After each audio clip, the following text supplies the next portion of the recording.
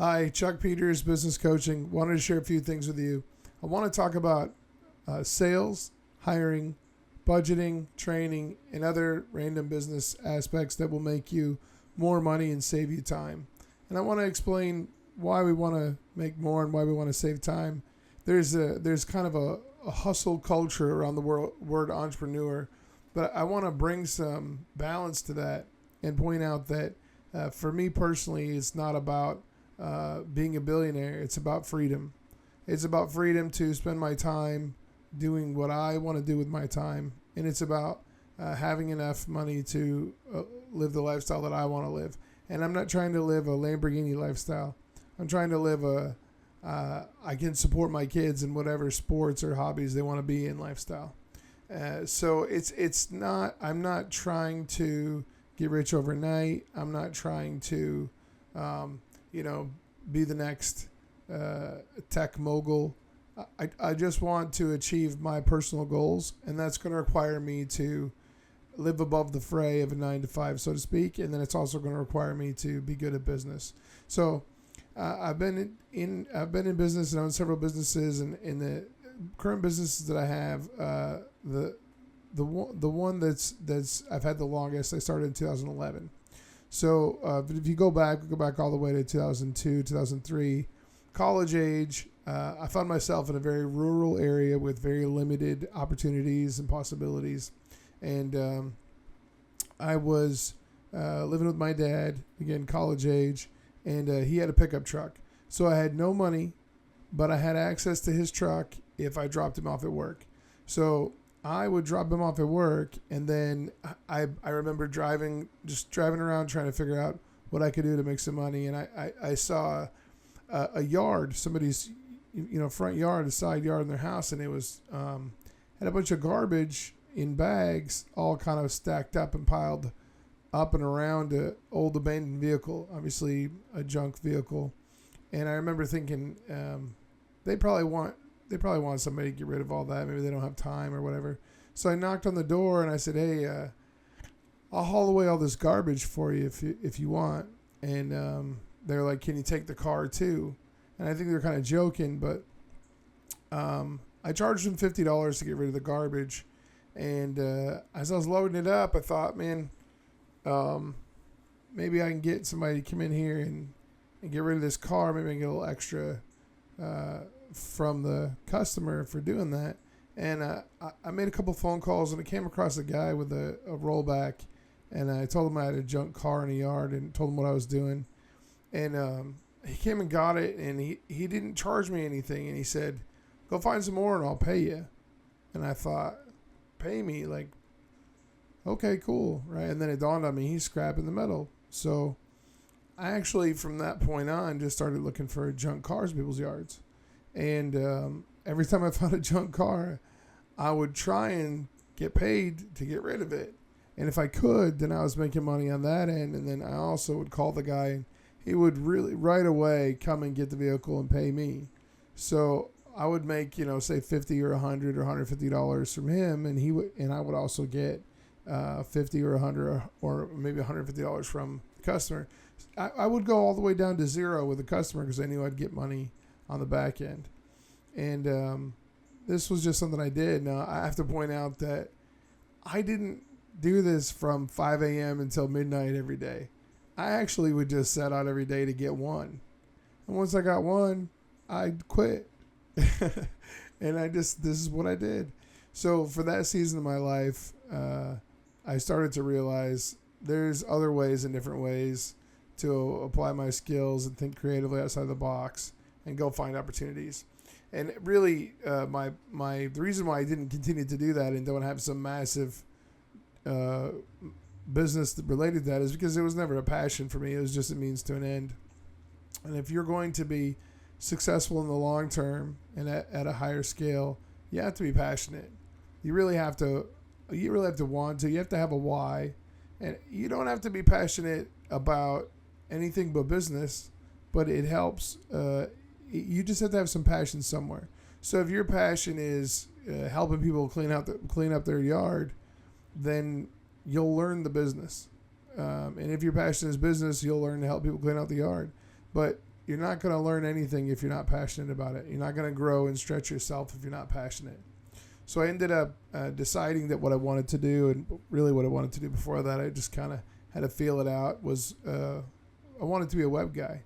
So I pursued it like crazy, and I had a real passion for creatively expressing myself through websites. And I had no ability at all. I mean, less than mediocre junior designer skills, just a lot of creativity and a lot of drive, a lot of ambition, a lot of passion. And I ended up trying multiple ways to kind of flesh this thing out over a number of years and just studying and learning constantly. I mean, I would work a 40, 50, 60 hour a week job and come home and take a shower and go to work on learning how to be a web guy and learning PHP, learning CSS, learning how to connect a domain name to a hosting account, and just learning and doing and trying new things.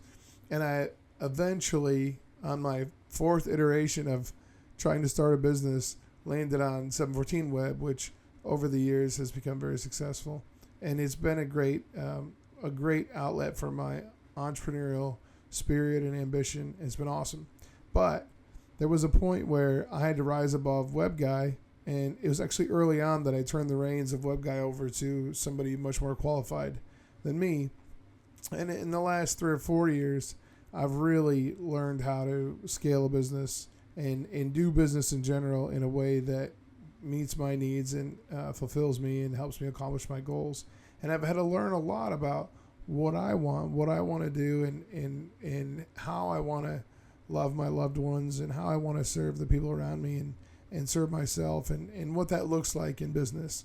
And business has been a great tool to help me grow in my life and feed my family and support people around me and accomplish my goals. So I'm very grateful to be able to use business as a tool like that. And now I find a lot of fulfillment in helping people either start a business or grow a business.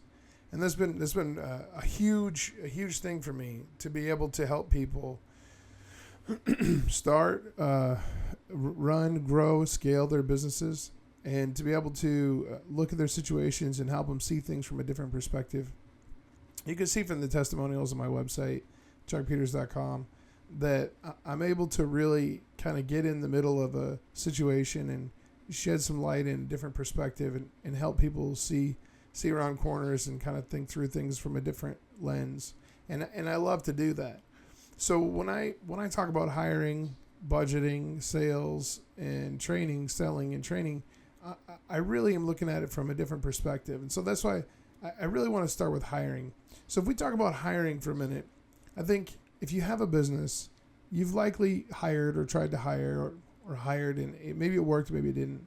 And I've seen some businesses go from 0 to 100, and the business owner just nails hiring right out of the gate. Well, that's not common. And I went through all the mistakes. I know a lot of the mistakes you can make, and I know why they're made.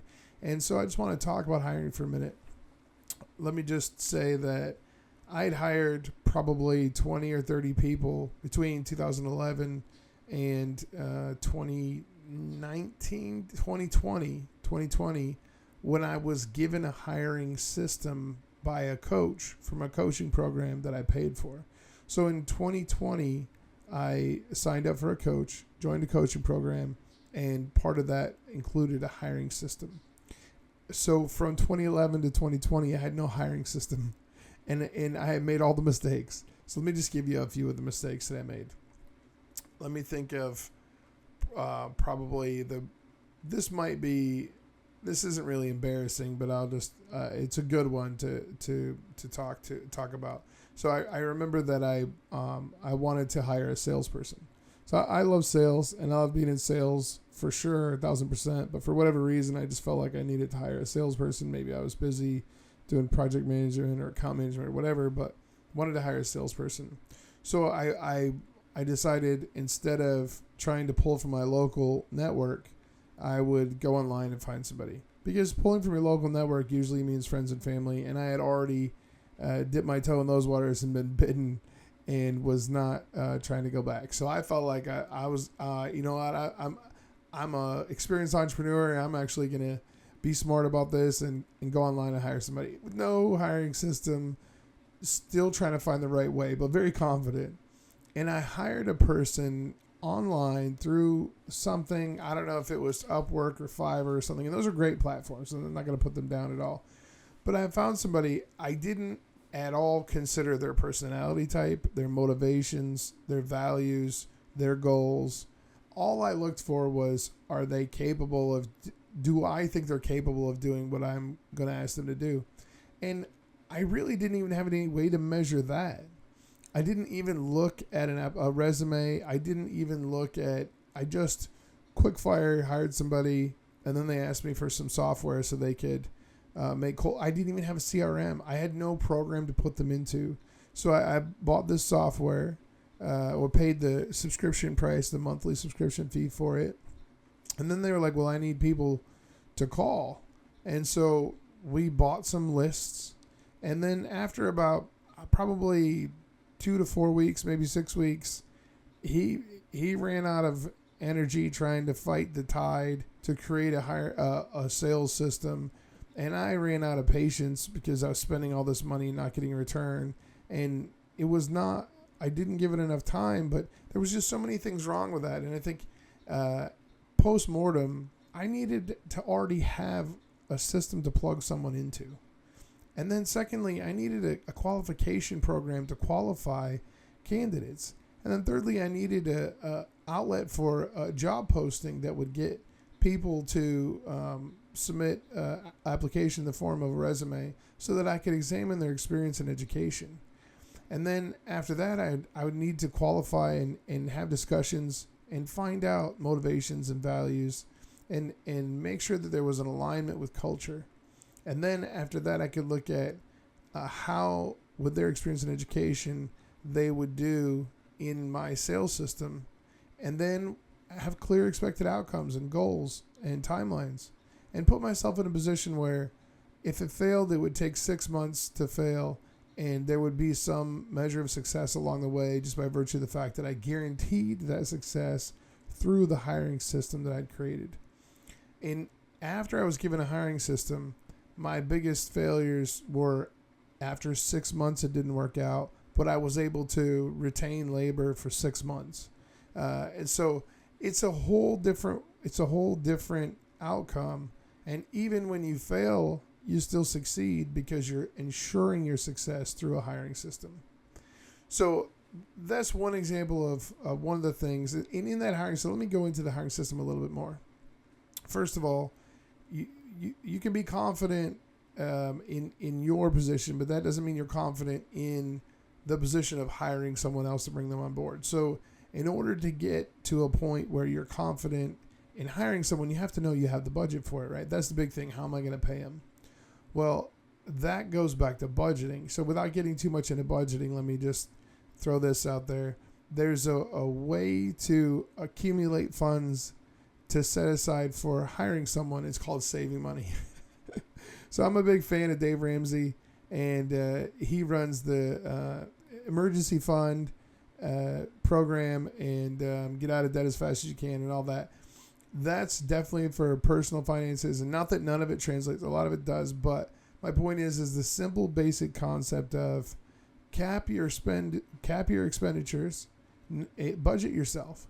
So what I did to prepare for my second hire after I had a hiring system was I went in and looked at what position I needed, because now all of a sudden I was confident that the hiring system worked. So then I had to feel confident that I could afford the person. So I figured out what the role was. Then I figured out how much it was going to cost me to get at least 3 months down the road with this person to be able to pay them. So how much do I need in order to be able to pay them for 3 months without worrying about it?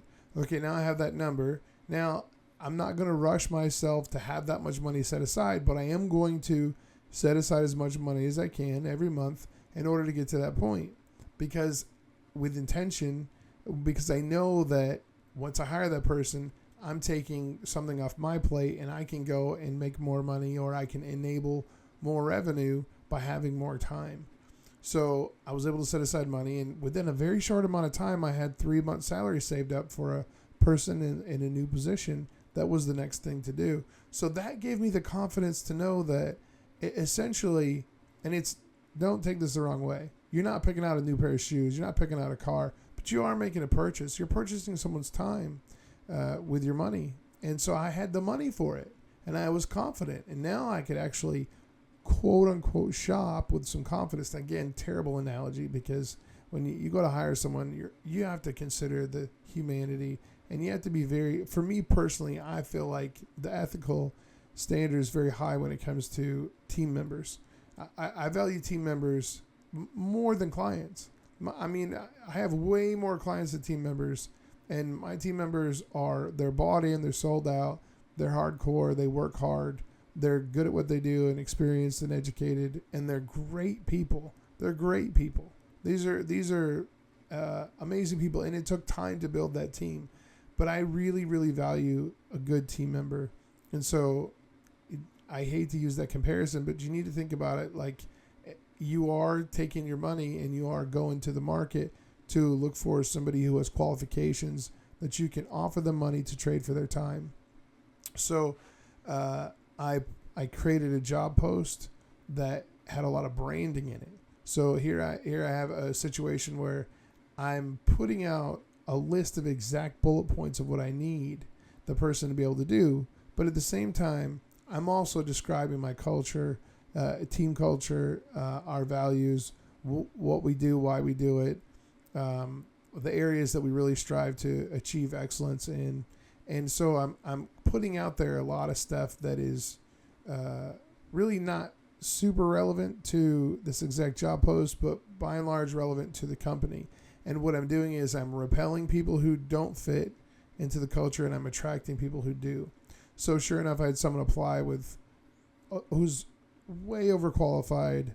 His experience, he had actually done this position in a company that ended up getting bought out, and he received a decent check, and actually had gone overseas and kind of lived on vacation for a few years and decided he wanted to go back to work.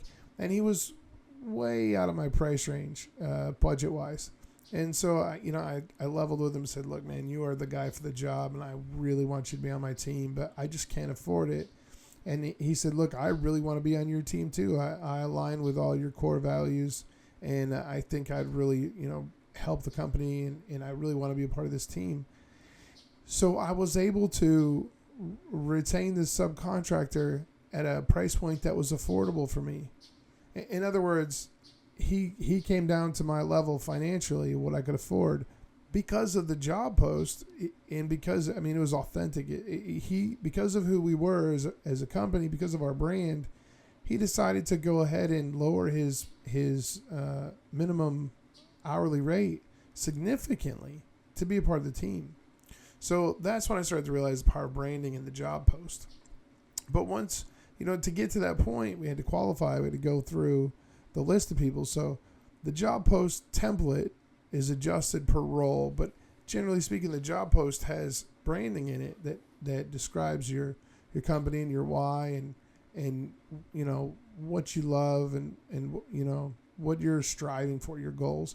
And then it's got the bullet points of these are deal breakers. You have to know how to do this, and this. You have to be, prepared with this and this and this. This is the setup you got to have, so on and so forth. And then once you have 10, I get 100 or 200 applicants with every job post I put out there. I use Indeed, and it costs money, but it's well worth it. And I have to shut the ad off right away, usually within 24 to 48 hours. I'll shut the ad off at like 100 applicants, because out of 100 applicants, there will be 10 people that I felt like I can't live without. Like, how could I not hire all these people? And from the 10, I go through phone calls, and the random phone call is huge, because if they're not available to take the call, then they're not available to work. And it's not like if they don't take my call, I cross them off the list, but it factors in because I'm trying to get 3 on a Zoom call. So if they don't return my call till the next week, I may have already hired someone. So it's basically the first 3 people of the 10 that don't have any red flags because of a phone call or that come up during a phone call, those people get scheduled into a Zoom. And then in the Zoom meeting, I have multiple team members that are going to bring questions or just be present to observe. And we're looking at personality profiles. We're looking at fit. We're looking at attitude, responsiveness. I remember we had 3 people lined up for a call for a bookkeeper. 3 people lined up for a Zoom call. There's 5 people that we had. And by the way, I don't play a role in all these parts as the owner. I have a hiring person. So the hiring person had all this lined up and had done 5 calls to get the 3 people. And she had a list of 10 people. After 5 calls, she had 3 set up for a Zoom. We went to a Zoom, and one of the applicants on the Zoom, she had had applied for the bookkeeper position. And on the call and on paper, everything looked really well, looked really good. But in the Zoom, she had she came across like she didn't really want to do it. Like she didn't really want the job. And her pervasive attitude was, this is a waste of my time. Hire me or don't. I don't want to go through this process. But again, she was well qualified, and there was a match there financially. So we got off the Zoom, and I was like, did you guys notice anything to my team? And the answer was, I don't think she wants to be here. I don't think that she wants to work here with us. And I thought, oh man, I'm glad it's not just me. I'm not the only one that observed that. And we ended up finding somebody who was really committed, loved our mission, our values, our goal, and really wanted to be part of the team, who was actually more qualified and had more availability, and ended up actually being available to us in a subcontractor position at a great rate, but in a way that really felt like she was bringing way more value than the cost. And it was a great experience, and it really turned our bookkeeping around, and it was very beneficial. But if you don't follow the process, you might end up with somebody who doesn't even want to be there. You might not notice that until you get down to the Zoom. And then from the first initial Zoom, we go to a second Zoom and sometimes even a third. One thing about hiring, and this concept is huge, and I think if people get this, they'll understand it.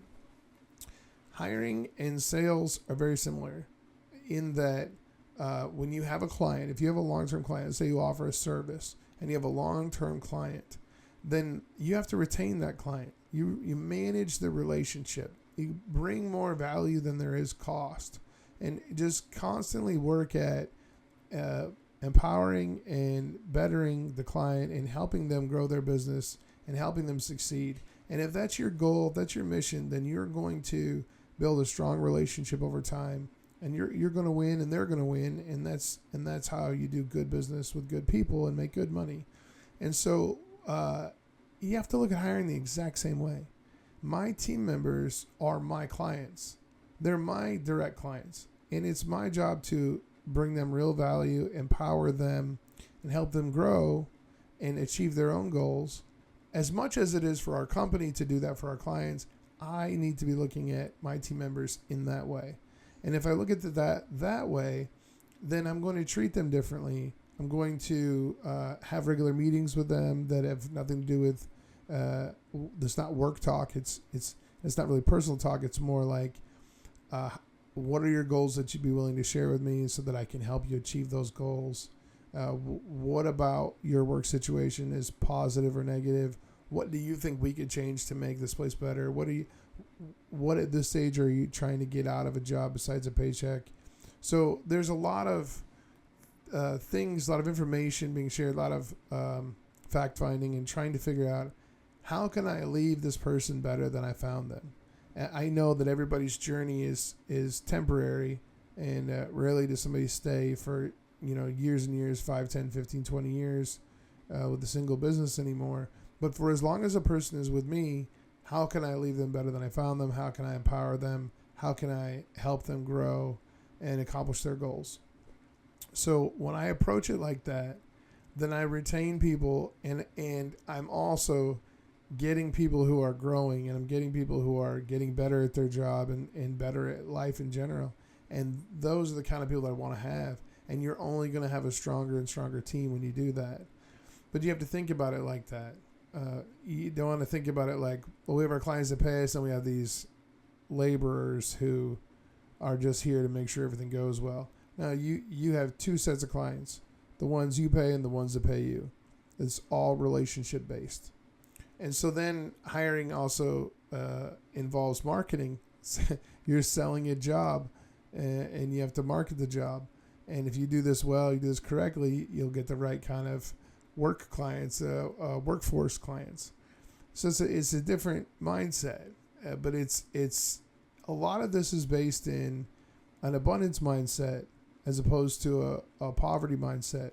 So a lack mindset or a poverty mindset is a fear of lack, and there's not enough, and I need to keep what I have and take from you. But an abundance mindset says there's more than enough to go around. I have enough. I will always have enough, and I'm going to give. And because out of my abundance, I'll give, and that actually leads to more abundance. So an abundance mindset is an entirely different lens of viewpoint than a lack or poverty mindset. And when you approach your business from an abundance mindset, guess what you get? Abundance. When you approach it from a lack mindset, you get lack.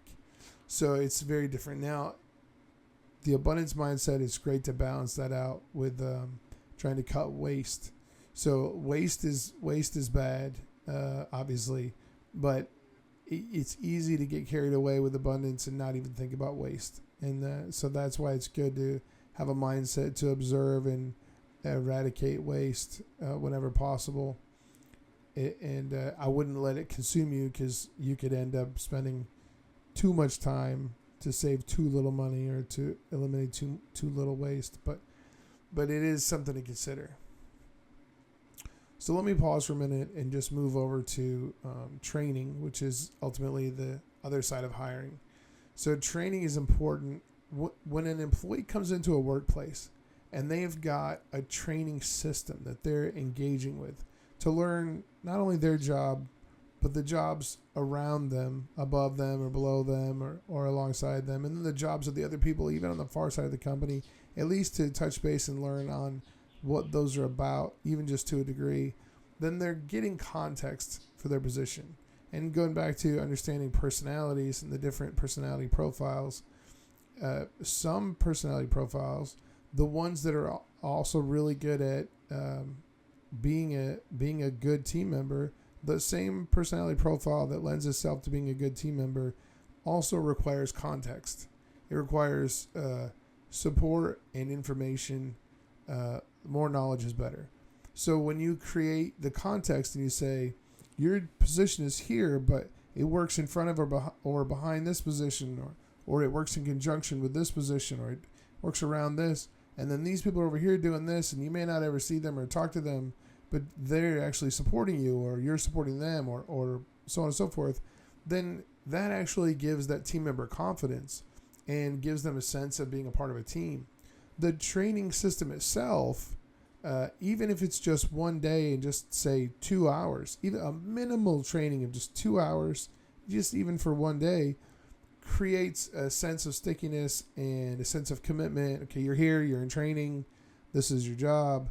What I've seen happen is I've seen people get hired on. Somebody, hey, this is my friend, they're really good at this, we should hire them because we need somebody for this. Okay, grab them, let's go. We jump in and there's no training. Then they're gone. They're gone in like a week, 2 or 3 days, because there's no stickiness, because they don't really feel like they're part of the team, especially if you're working remote. But a training system in general, just in and of itself, creates context, creates stickiness, creates commitment, and it builds trust. It also says, hey, we're a professional team. If you treat your team member in the beginning how you expect your client to be treated, you're more likely to get that outcome. If you want your team member to work for others in the business, work for customers in the business, and do a good job, that starts with you working for them in the beginning and creating that, setting that bar, setting that standard. I'm not going to ask you to go onto this website and do this training without giving you access to the website, the URL, the username and password, so on and so forth. We're going to create a specific day and time. We're going to discuss it and communicate it ahead of time. I'm going to give you all the information you need, tell you how long it is, what it covers, and then you'll go in and do the training and see and watch the videos and write something down to acknowledge what you've read, just summarize it. These kinds of things set a standard for how we expect our team members to treat our customers. So it's a big deal. There is definitely a way to go overboard with training, but you got to feel it out and tweak it for your specific situation. Lastly, let me just quickly touch on sales. So sales is kind of it's really ironic because the people that feel extremely confident that they're great at sales are actually probably mediocre if you had to give them a test. If you actually tested them on effective sales methods and practices, they'd probably get a 60 or a 70 out of 100.